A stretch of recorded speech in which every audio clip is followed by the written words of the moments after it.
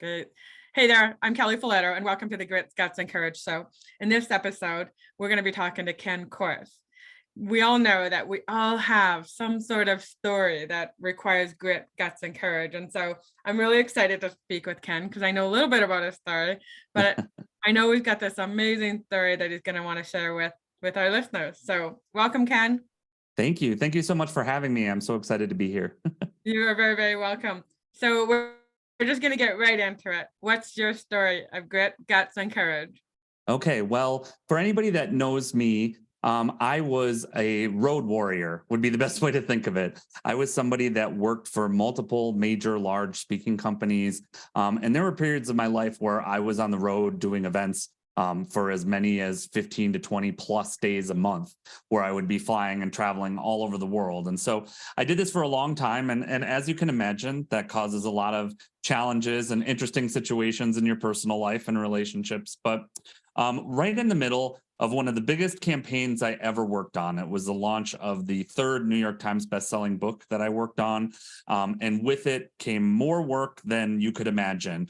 And our marketing team is hard at work and working together. And the culmination of this was a giant multi-speaker event, which had legends in the industry like Les Brown, Mark Victor Hansen, John Assaraf, all these people from The Secret, and other things. And so we had worked so hard for over a year to get to this point of, weekends, holidays, whatever we needed to do. And we finally get to this event, and the immediate sense of relief, like, oh, we've gotten through it, things are good. And so I get home from that event, and like is common when you come home from a speaking event or a conference, I come down with what I think is the flu. So I lay in bed, I'm taking my medicine, I'm relaxing, and very quickly, within a few hours of getting this, I realized that something is different. I'm more sick than I have ever been in my life. I start having fever shivers and shaking, hot and cold spells. Like I can't keep down food. Like I realized, wow, this is something really serious, very reminiscent of what happened in the recent pandemic that was going on. And so finally, after a few hours, I'm a tough person. I'll suck it up for a long time. And so I sucked it up. Finally, I roll over to my girlfriend at the time and I say, I'm really concerned. I think I need to go to the emergency room. We go to the emergency room. They run every test you can imagine, and everything comes back negative. So they say, okay, it's probably just some sort of bad virus. We'll send you home. We'll give you antibiotics and go home and just rest. Don't do anything. So I do that. And within 8 hours, I'm worse. And at some point, it's about 6 or 7 in the morning, a night of completely no sleep. I wake up and I stand in the mirror and I look at myself and I say, I've never looked like this in my life. Like I look like death, unfortunately for me. So again, I go back and I say, I really think I need to go back to the emergency room. So we do. This time, the orderly takes me in and orders a scan, MRI, and goes to take me in. And so we go in and they scan my upper body and my lungs, and they find out that I have pneumonia in both of my lungs. And they measured at the time that the pneumonia had reduced my breathing capacity by almost 50%, that I was barely taking in any oxygen at all. So I was immediately admitted to the hospital. I was put in the ICU. And for me, my memory starts getting very vague and fuzzy and hazy here. And so the long story short is they think my condition starts to improve. They go to move me upstairs to general admission. And when they do, they were not sure that I was going to make it. And so my last memory is hitting the call button, letting the orderlies and the nurses know that I can't breathe. And so that's it. The world fades to black. I'm in a coma for over 10 days at that point. I lose most of my body fat and body weight during this time. I'm intubated, which means they have to give me a feeding tube, and oxygen and all this. And no one really knows what's going on at this point. Like this goes on for days and days. And my father, who was still alive at the time, flew out to support, and my sister was there, and lots of people from work were coming to visit. And really at that point, it was not looking good. People thought I was done. And so finally, by sheer luck, one of the nurses made a minor accident with the feeding tube, and because of that accident, they did an ultrasound and discovered that there was an issue with my liver. And as soon as they realized that, they shifted the treatment and changed things. And I started to recover very slowly. So when I woke up, I was still on life support, still intubated. Um, I had no idea where I was or what had happened. During that process of them putting tubes into my body, they unfortunately nicked one of my vocal cords. And so when I started to come out of this and they started removing the equipment, I was unable to speak. And so I'm a speaker and a coach and a trainer by trade, and my voice is my living. And I'm also a singer and musician, which we didn't reference at the beginning of this. So I couldn't speak, I couldn't sing. When I would talk, I would have no voice. This went on. My health didn't recover fully for almost 2 years, but the worst of it went on for almost 8 months.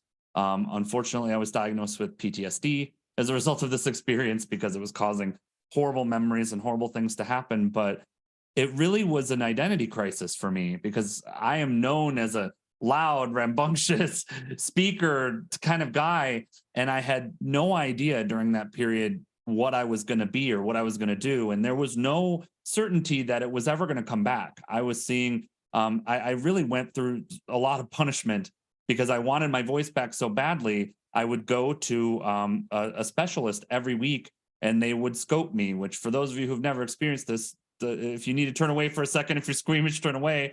But when they check your throat, unfortunately, they have to run a tube up through your nose and down into the back of your throat.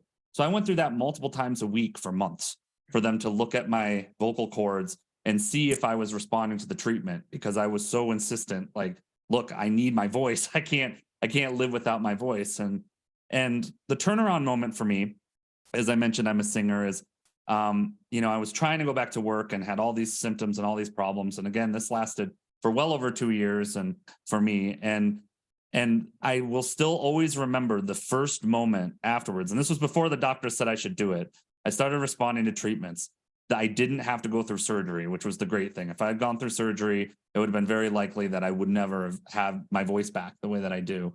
And I will always remember the first moment that I was able to sing again. It was at a karaoke bar that we went to when I was trying to go back to work. And against doctor's orders, I'm like, screw it. I'm going to sing. I'm going to do this. And I got up and I sang a Queen song. And my voice was back. And it was one of the happiest moments of my life to go through that and realize, okay, I will be able to do this again. I will be able to sing again. I will be able to speak again. And it's something that has defined, it shifted my perspective on literally everything, on my relationships, on my career, on how I worked with people, on my own priorities. It led me down a path to start working on myself personally, obviously because I needed to work on the PTSD I had from this experience. But beyond that, realizing like, how do I want to connect with people and what do I want my legacy to be in case something happens? Because we had no idea. And after years of research and all these things, no one really knows what happened to me. We still don't really know why that happened. We identified that it was something to do with my liver, but tests and all sorts of stuff later. And I was young when this happened. I was 29 when this happened. So this is not something that typically happens to someone at that age. And for me, I thought, again, my whole life is ahead of me and this is what I'm doing. And all of a sudden here I am met with mortality and saying like, okay, I better make some decisions here about who I want to be and what I want my life to be going forward. So yeah, it was an insane experience and crazy to go through. Oh my God. Yeah, I mean, that's the whole thing. We have these experiences and we don't know why, right? And I'm No a why idea. girl, so I always like to know what's the why behind Same something here. happening, right? And so I can understand how confusing that would be. Why did it happen? And Right. especially when the doctors have no answers, right? No answers. And I saw the equivalent of, I used to joke, a guy that basically called himself Dr. House. For those of you who've watched House on American TV, and even him, he looked through my records at this point were just folders and folders and folders high. He walks in with like a binder and slaps it on the counter and it's like, we can't explain this. At that point, I was the healthiest I had ever been. I had recently lost a lot of weight. So I had lost a lot. I was very healthy. I was exercising. I was eating well. And then all of a sudden, just out of the blue, as a result of this, and for me, coming up with my own why, and for it, because there was no real why. There was no answer, no literal why. But had to start asking myself those questions and saying again, who do I want to be in the world? And I have this job.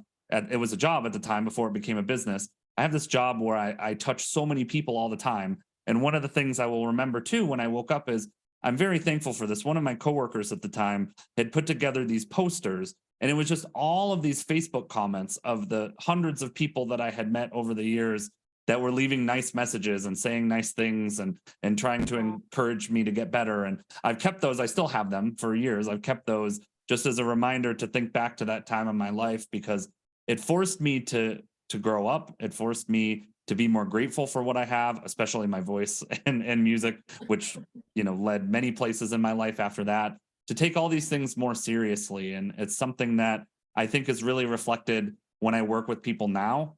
Even now, years later after that's happened, I think about it all the time and how I want people to experience me as both a person, a friend, a colleague, a trainer, whatever it is. Because for me, as I said, I know that my time is not forever, and I want to make sure that I have the impact I want to have, which, I want people to think of me and think positive things whenever they can. And of course, nobody's perfect, but that's always my intent, is to make sure that I'm really serving people in my relationships.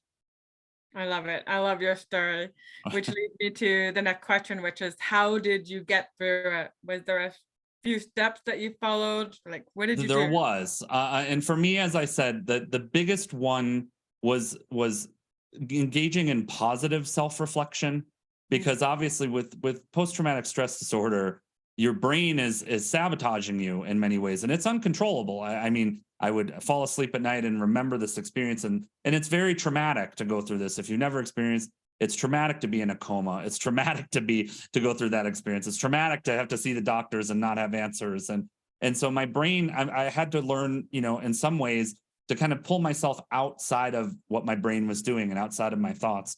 And I met a great trainer at the time who was focused on this thing. And I still will always remember the way she described this, that PTSD, when you look at a brain scan, appears as valleys in the brain, dark spots in the vein in the brain when you look at it. And people with extensive PTSD, they have more of these spots when you look at a brain scan. And neuroscience is proving all these things. So to avoid those things, you have to develop new pathways, new ways of thinking that keep you from going into those pits or into those valleys. Because once you're there, you can't get out when you have PTSD. That, unfortunately, that's the nature of the disorder. And so for me, I had to learn this whole new way of living, of understanding gratitude practice and understanding the positive, kind of exactly what you ask in these interviews, like understanding the positive of what was happening in my life and what I could take away with it, and really putting value in the relationships I have and the time that I had left. And again, I'm certainly not perfect. I made lots of mistakes during these things, but kind of having to relearn and understand that a lot of these things that I didn't take so seriously, like I'd hear about spiritual practice and gratitude and all those things. And I'd be like, yeah, whatever, that's nice. And that works for them. But I'm busy. That would always be kind of my thing. And it's Yeah. like, well, that was really a wake up call to say, no, these are serious practices that many people need in their life, especially when you're struggling. And I wouldn't be able to do what I do today and work with people the way that I do if I didn't start to get more self aware and start understanding that basic practices like journaling, gratitude, meditation, which I still struggle with doing that regularly, but or even if you don't meditate, just self-reflection. Where am I right now? How am I feeling? What's going on in my world? Do I need to speed up? Do I need to slow down? Taking better care of myself. I'm somebody that took horrible care of myself. Like I'm a workaholic. I admit this, and a lot of entrepreneurs are. So for me, it was understanding those tendencies to be like, when I'm going down that route, both stop myself, but also develop support network around me and let them know that it's okay to tell me if you notice, hey, Ken, slow down a little bit. You're taking on too much. You're working too hard. I started giving permission to people in my life to say those things and to actually stop and listen to them when they do. And nobody, again, myself included, is perfect. There are some days where I go back to that old behavior and I'm like, no, this has to be done. But for the most part, and every day, I just try to be a little better and understand, like, if I'm reflecting and I know where I am, I'll know these things myself. I'll be aware, like, okay, I'm exhausted, or okay, I'm concerned about health. And especially with recent events with the pandemic and all that stuff, that was again another wake up call, very scary to someone like me who has lung damage from this experience of what happened to me, which I will carry for the rest of my life. The pandemic was especially frightening in that, again, I have to be careful with myself and understand the value of this time and understand that, this is a big risk to my health. And I have to be very careful with that in anything that I do. I love it. It's amazing. But I do have a question about being in a coma. Sure. I've heard that when you're in a coma, you're in a coma and you can actually hear people around you. Is that true? So I will say the answer is kind of. And here's how I experienced it. Being in a coma almost feels like snapping your fingers. It feels, and this is a funny story I like to tell. I don't know that it's funny for everyone, but it's kind of darkly funny to me. When I first woke up, I remember when you're in ICU, there's a nurse that comes in and she changes the date on the board and they write their notes of like, when is the last time a nurse checked in with you? And before I went out, I would be staring at that board and staring at the clock, basically, because that's really all you can do when you're laying in a hospital bed. And so I remember when I woke up and I saw the date, I kept telling people that the date was wrong. I'm like, the date on that board is wrong. I went out, it's whatever date, January, whatever. But it was, of course, true because I had no awareness of the time that had passed or any of that. It just felt like 10 minutes or like waking up from sleep. It didn't feel like much of that. However, when people started to talk to me and they would tell me, I came to visit you and I said this, or did you hear us when we had this conversation? I would have clear memories of it. So I knew I was hearing things and receiving things, and I knew that people were there. In fact, one thing I brought up, my dad wasn't in the room when I woke up initially and was communicating with the nurse, but I knew my dad was there.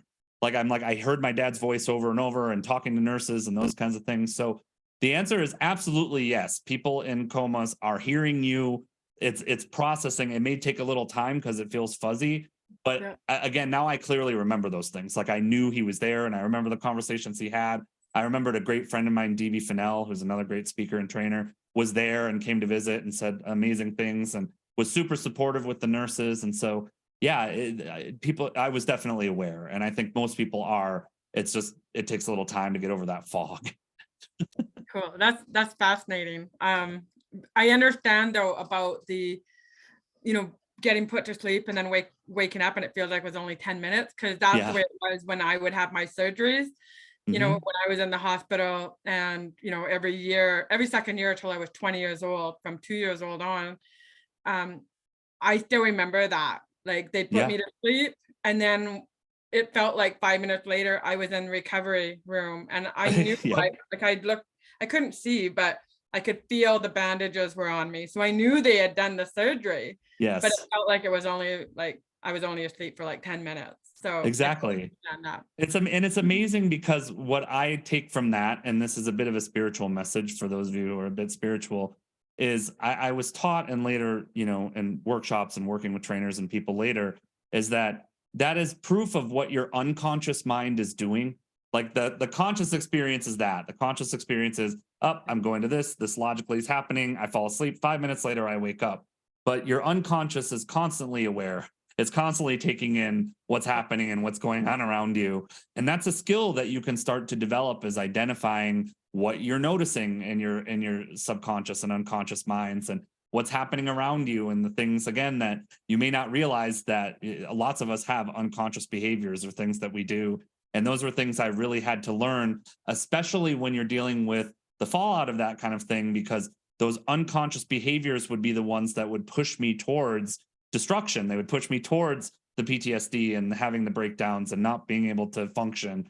And so again, I had to develop awareness of those. And that came both from myself and being reflective, as well as people telling me, like, we notice that you do these things all the time, or that you get into a thought pattern, and that thought pattern, because of what was happening at that point, will suck you into that valley of, okay, now you're panicked and now you're afraid. And again, unfortunately, that's just it's a good thing in some ways, because your brain is trying to protect you and your brain realizes this horrible thing has happened. But at the same time, it's difficult because you don't want to go into that state, because it's so destructive in that time. So yeah. Right.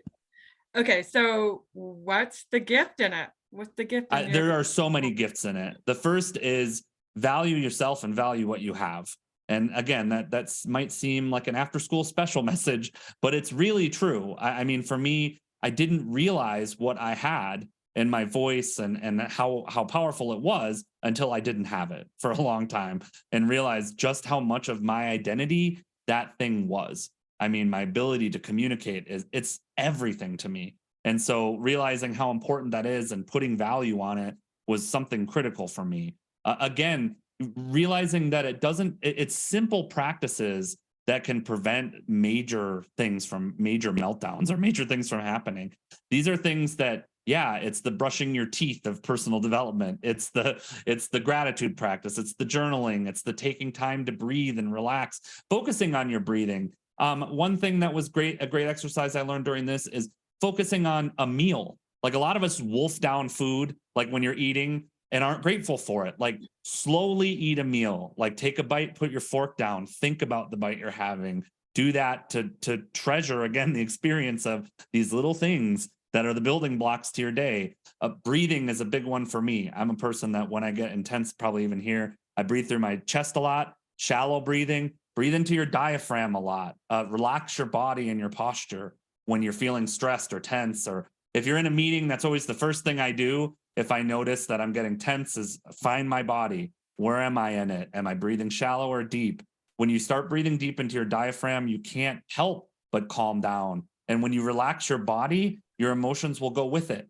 So when you're like, and you breathe and relax, the emotions will start to simmer down too, because all of these things are unconscious and biological processes that are fight, flight, or freeze. They're designed to keep you from danger. And when you have problems like this, you see danger in places that it may not actually be there. Like you don't want to bring your PTSD behaviors to work. That's not a great idea. In a sales meeting, you don't want to have high stakes life or death going on in your brain when it's like, okay, I could just breathe, or I could plan for this, or I could think about it and relax and then understand coming in, okay, this is a good thing, like see the positive in it. And for me, I am really a person that needs that. I'm a person that I'm naturally, by nurture, my family, I'm very cynical and sometimes very negative. I'm honest, like my brain is negative, and PTSD is just another expression of that. You get sucked into it, and it's really difficult to get out of. So I have to remember these simple things, and all of you should too. Just little things on a daily basis. One final thing I would recommend is don't wake up and bombard yourself with outside energy. So don't wake up and immediately get on your phone. Don't wake up and start answering emails. Get up and do something that's self-care for you. If you like to exercise, great, do that. If you just like to enjoy a cup of coffee and look outside, do that. If you need to watch a video or something that's nurturing for you, wake up in your natural energy and nurture yourself. And just by doing that, like I love to have breakfast. That's a big thing for me. So if I can have breakfast, it starts my day off better because it's something that I love, it's something that I like, and that way it sets the day in my intention rather than starting to react immediately to what's happening in the world around me. So I love it. I love it. Okay. So how can people get in touch with you? I know it's you're amazing and you do a lot of great work, and I love working with you. And so please share a little bit about that.